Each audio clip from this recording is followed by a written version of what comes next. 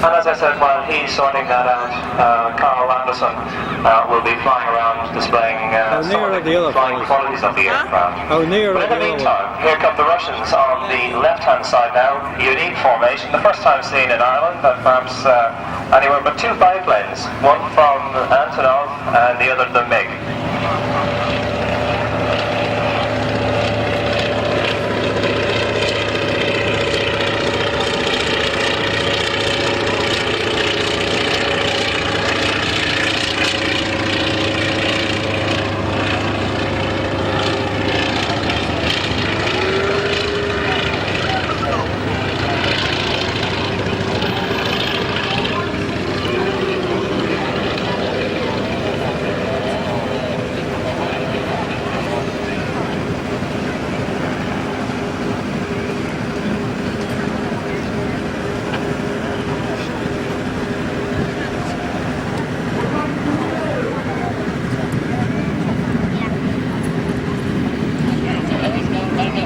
Side. Now there are stewards down there in place, and I must ask you to observe their instructions throughout, because as the helicopter makes its approach to land in that area, there will be a lot of wind from the rotors in the downwash.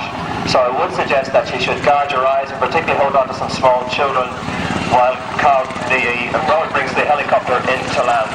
Don't go near the helicopter until such time as you're cleared to do so by the ground staff here at the air show. And by the way, everybody, don't be afraid to wave up and say hello to our friends here from the United States, all the way from Germany with us today, and make them feel welcome.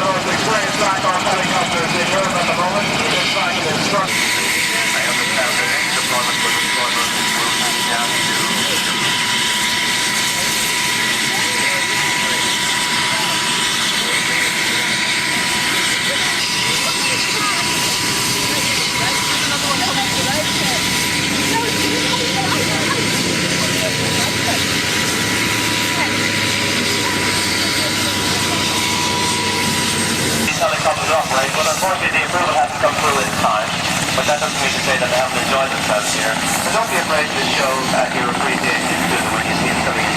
That goes back goes for all the participating pilots here today. John, the chief steward, if you're listening in on the PA, we're trying to find out what exactly we're going to do with the helicopters. We'll keep you posted. We will try and move them as close as we possibly can at some stage.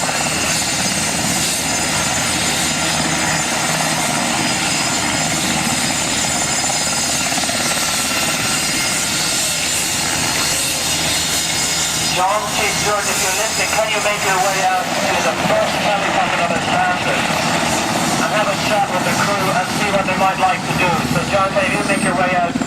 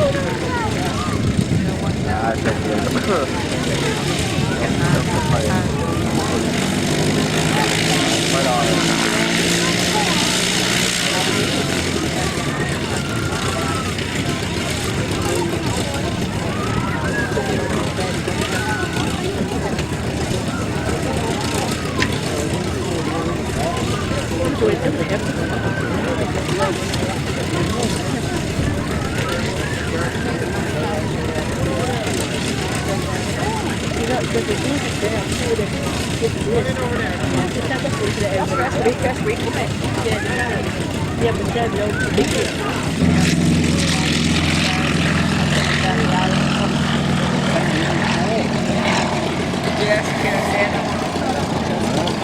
sorry.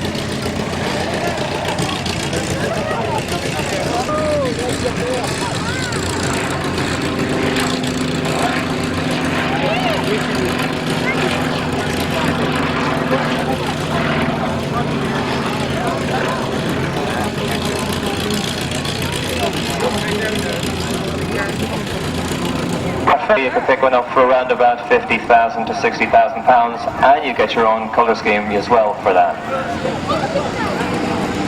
Now this aircraft is powered by a 360 horsepower 9-cylinder radial engine. The engine is supercharged and it just uses standard aviation fuel. Trying to keep up with Mark's display today is nearly an impossibility. We'll try and give you some idea as to what exactly is going on. During the manoeuvres, he'll be pulling anywhere between +7 to -3G, and they'll be terms we'll be using throughout the day during the aerobatic display. His slowest speed in the manoeuvre will be down around about 60 knots, and as he picks up the power on the way down, he'll be picking it up to around about 230 knots. The maximum speed for this aircraft is in fact 260 knots.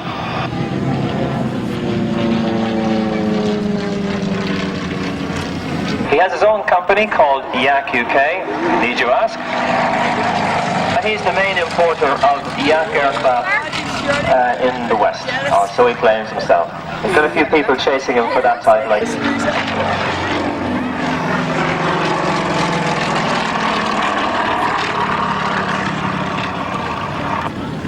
For the landing of the IAC 50.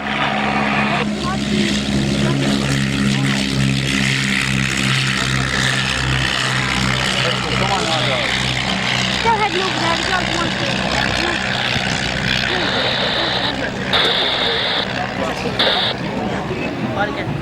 For with us today. Our display pilots do appreciate it, and we just like to make them all feel welcome. They've come a long distance to be with us here at Abbeyshrule, and they've had to risk some fairly bad weather in order to get to us. But true to form, they made it.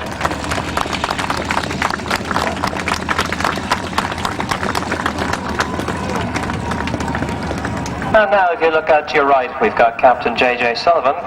Bring down the display line. Beside him. I need to check shots. The famous de Havilland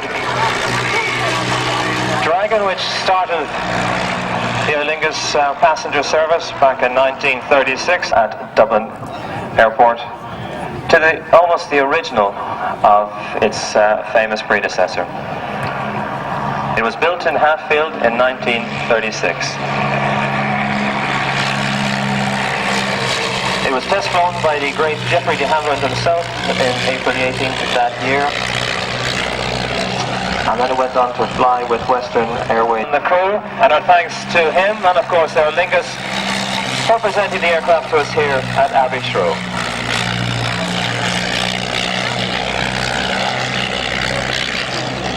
We have the Jabiru SK, and today it's flown by its pilot, Kevin Pearce.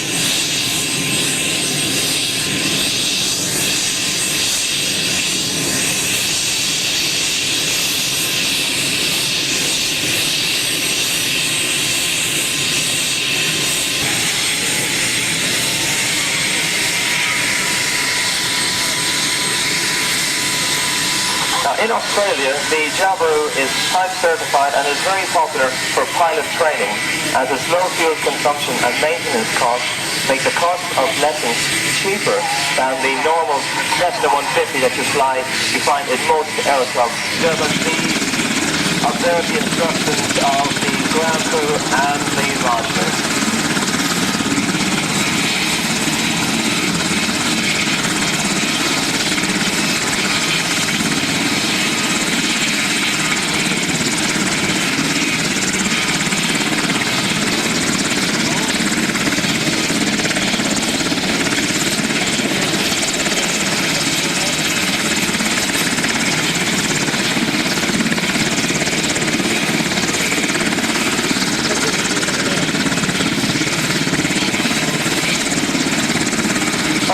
gentlemen, demonstration Alpha Bravo running in low down from your left-hand side, and a nice photo opportunity for you here.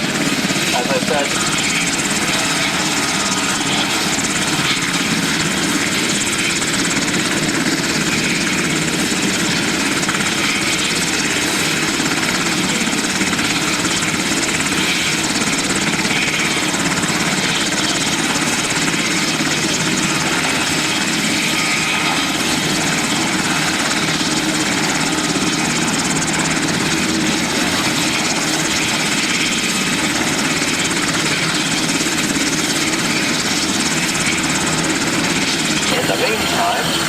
Bourne is operating the Blackhawk, hopefully to get it onto static for you this time. So let's take a good long run at it. Everybody duck.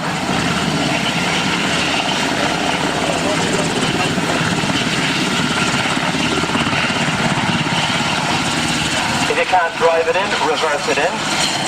Skid it sideways. Point it where you want to go. Have a quick look around. And you might be happy this time.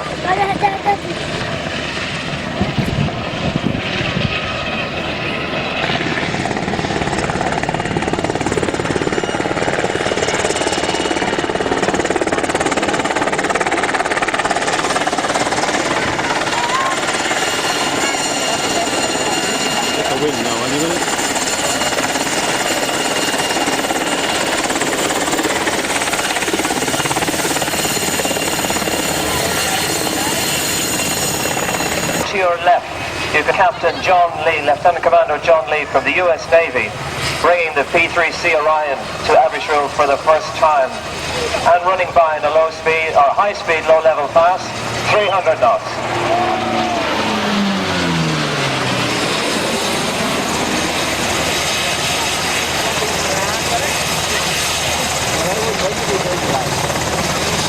Opportunity for you here now.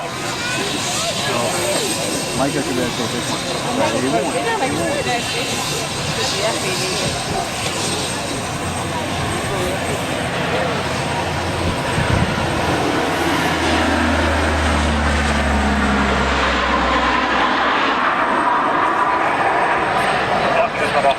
was that? Responsive aircraft, because we've got constant speed propellers on it. We don't have to worry about spool up time off the turbine engines. Now he feeds the power in.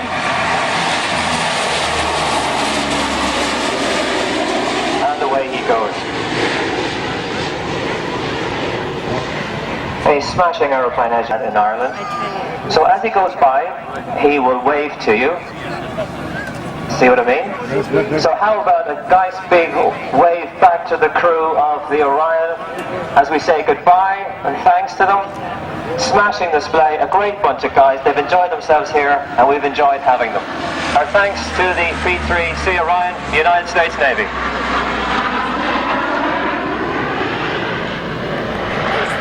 Lots of it by day and by night. We have the Crash Rescue Service, who we need to operate in case of an accident, of which mercifully there are very few. With the air traffic control staff, and of course they're available as soon as the flying goes on. And there's lots of support staff then in administration, and even cooking the meals and providing electricity and all these kind of services. So we have an airport in miniature at Dundonald for military purposes at the moment. Like, for the amount of work you do, I mean, you can't say that you're overstaffed though, can you? I mean, everybody is working flat out at the Air Corps these days with all the extra tasks that have been asked upon you, and you seem to be coping with it admirably. We modify our workload to suit the requirements, and that's always been the way. We have a sort of a can-do attitude. We have to pull a bit more of the...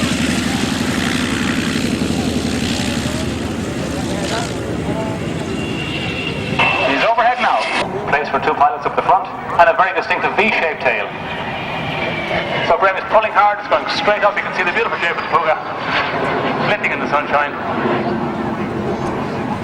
Straight over for the loop. And we're very pleased that the weather is so good for us today. We're going to have the high-level display that Graham has practiced so hard at Baldon. Yeah.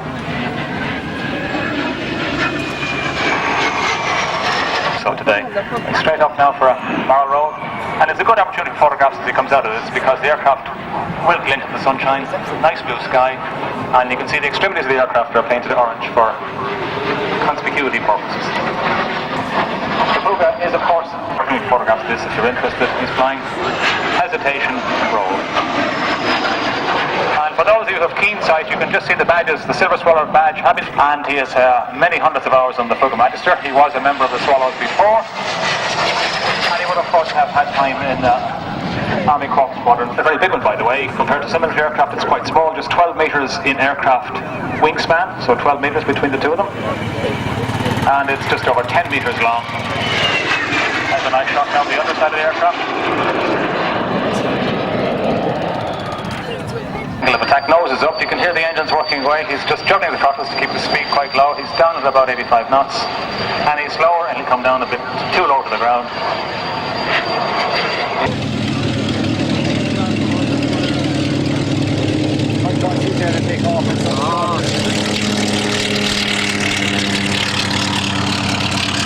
And before I hand you back to Angela, can I just make 2 points? One, you can see the Antonov taking off for BAC for parachute jump. And I have been asked to make the following announcement. If there are any young ladies interested in entering the Miss Flying Competition 97, please go to the Shannon side, that's out.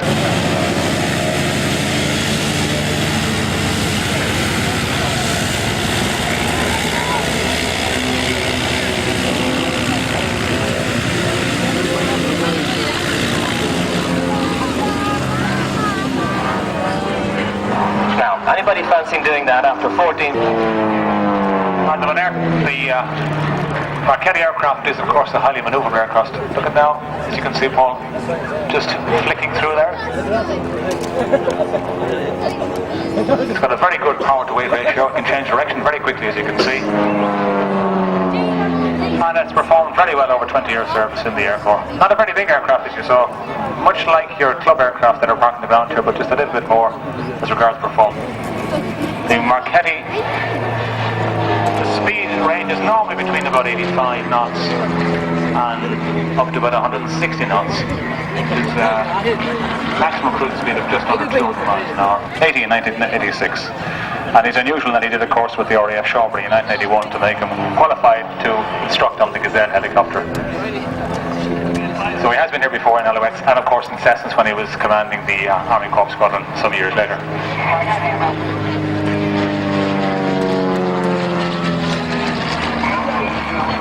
Paul is giving us a very craft. Will be departing, both Marchettis that is, will be departing back to London in about half an hour, 45 minutes. So give Paul a wave now. He'd love to see a crowd enjoying it. As I say, in this our special year, we're very pleased to come to what we wish you well for the rest of the day. Safe home, and thank you for having us here today. Thank you very much indeed. Ladies and gentlemen, how about a round of applause for Commandant Kevin Byrne from the Irish Air Corps. Another spectacular job from the Air Corps. Another very polished commentary from Kevin as well. Oh, lots of smoke and things going on here at the moment, and the show goes on. And if you look up now to your left-hand side, we'll see a Russian MiG just about to beat up the field. Well, we are allowed a little bit of poetic license out here every now and again. Now what we're looking at is the MiG 890, and it was originally marketed as the Aviatika. It is stressed, believe it or not, to +5 and -2.5 G. It's an aerobatic ultralight, and it's built in Moscow at the same factory that the manufacturers of the famous MiG-29 reside. Now this particular aircraft was manufactured in 1992, and it first flew in 1996. And the time to climb to 3,000 meters was held by this aircraft until recently. We have Paul Morris.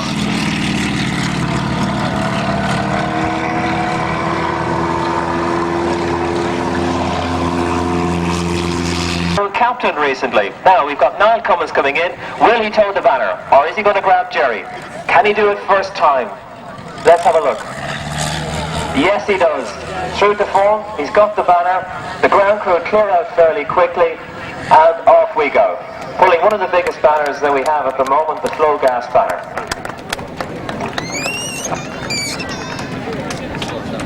You might get a fistful of shoe. See how maneuverable they are? Nice touchdown. Well done. One is down. The second one, down we go. Number 3. Just maneuvering, just checking. Here we go. Oh, feather light. Very nice. 3 more to come down. The spot again, are we? Too late to run? Hang on to it. That's it. Very nice. And the last man, down he comes. Swinging down, hanging in the straps. Coming into the position. And lovely. Very nice. Our thanks to the parachute team, ladies and gentlemen.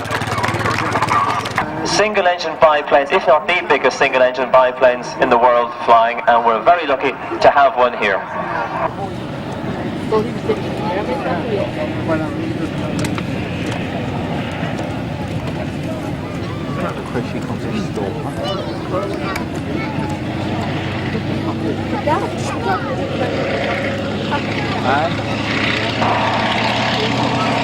Now you have an idea of just how slow this aircraft can fly as the captain and pilot Klaus Siegels brings us along the display line at a very low speed indeed.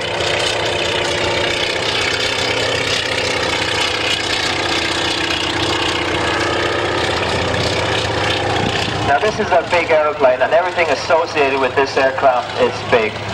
It was originally built, its first aircraft flew in 1946, and since that time about 17,000...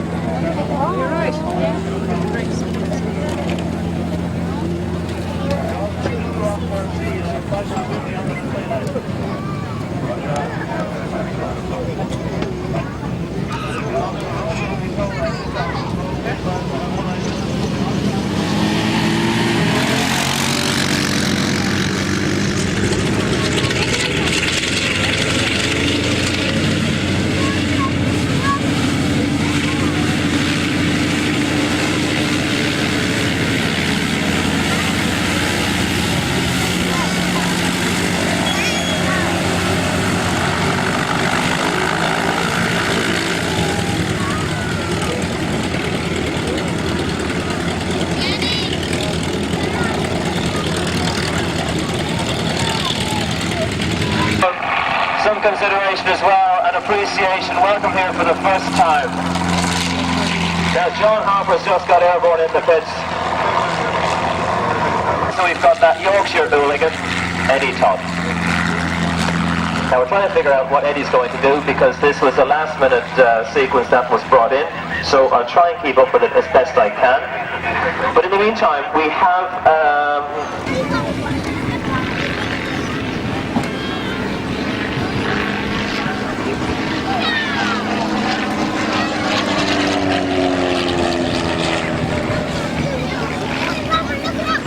Big Skelly to the tower, please. Big Skelly, air show director to the tower, please.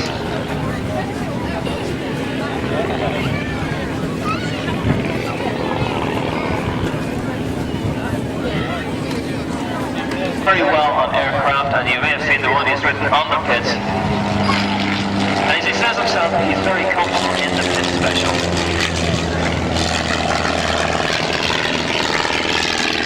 He also has... Now he's heading down now into what hopefully will be a slow roll.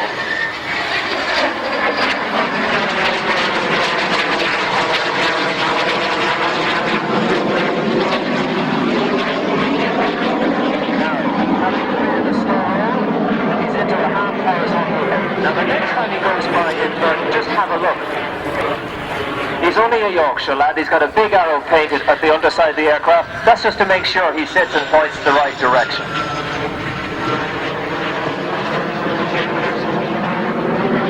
Now into a carry turn, and his next maneuver, well, whatever that is, but it's Ed's specialty.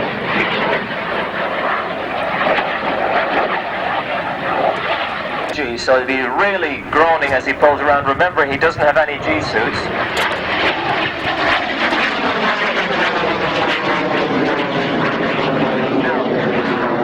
That looks like the vertical roll. On the side of this, laughing as he gave it to me, and I'll explain it in a second to you. So into the vertical roll now. Through the tail slide come on. Oh, now it comes. What he says here, don't blame me if it doesn't work out like this, Eddie Todd. Well, thanks a million. Anyway, let's see what he's going to do from here.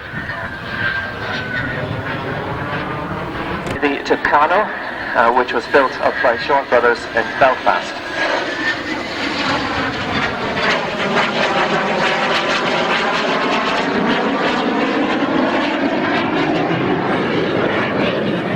Sure, Eddie Todd, he just told us he took the musical horn out of the jet.